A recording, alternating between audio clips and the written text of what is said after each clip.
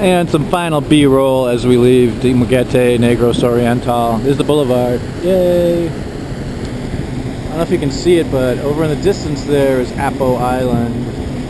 That's right across from where I live in Darwin. And it's too bad that there's so much cloud cover. We can't see Mount Talinas today. It's always an impressive sight. And there's a pump boat. Big old banca. Again, going to a dive site or coming back from a dive site. Those are all dive boats. Okay, we're about an hour and 15 minutes out of Dumaguete, which is back that way. Still can't see Mount Talinas, too many clouds. But right here is Apo Island. This is actually the island that you see when you're looking out the front of where I'm living at now in Darwin. This is the diving location extraordinaire that people come from all over the world to check out.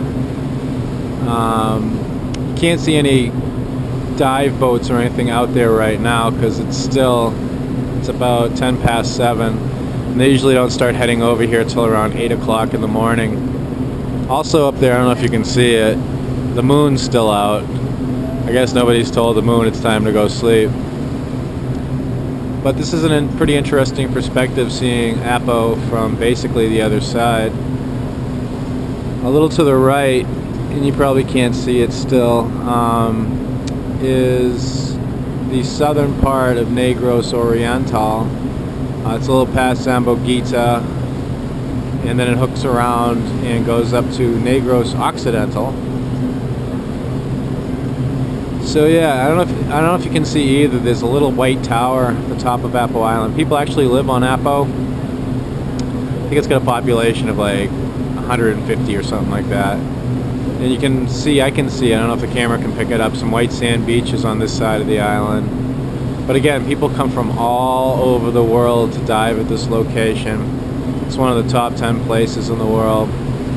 And even though Sendong came through a couple of years ago, a big huge tropical storm, and damaged a lot of the coral, it's still a great location for scuba. And scuba is something I'm going to be doing when I get back. I'm going to be getting certified PADI, and hopefully by then I'll have my dive housing for the GoPro and I can get some underwater stuff at Apo. Alright, so that's basically the last thing we're going to see before we hit Mindanao. So we'll resume then.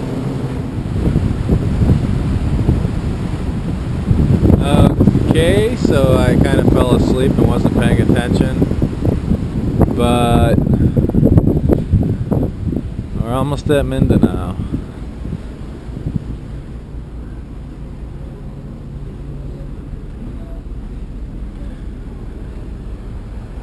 Yeah, so this is Mindanao.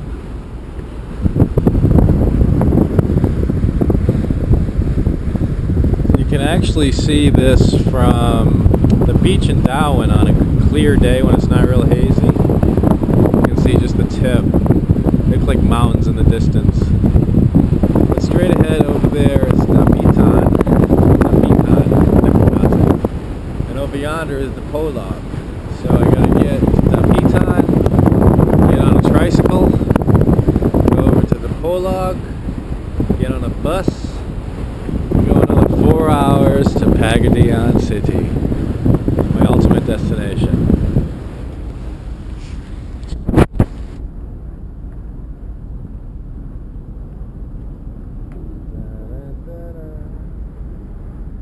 Ferries, it's more fun than the Philippines.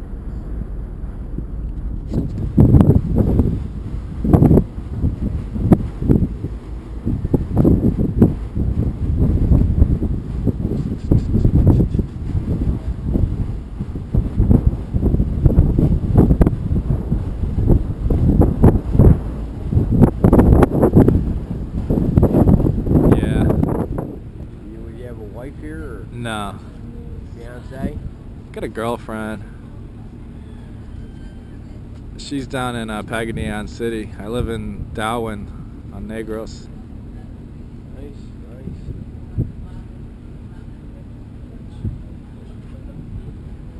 nice. This seems a little more picturesque than Negros.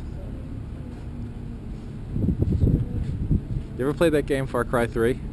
No.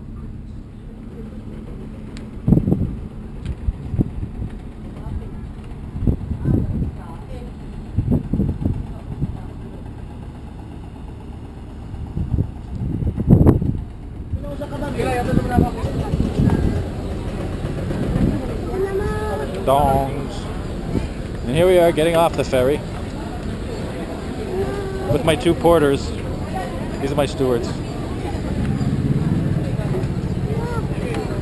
Careful with that, boys.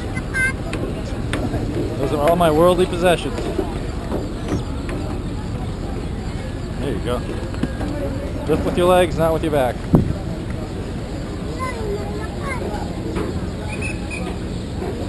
So the trip to Dapitan only took about 3 hours and 15 minutes. I thought it was going to take 4. And this is the bustling metropolis of Dapitan.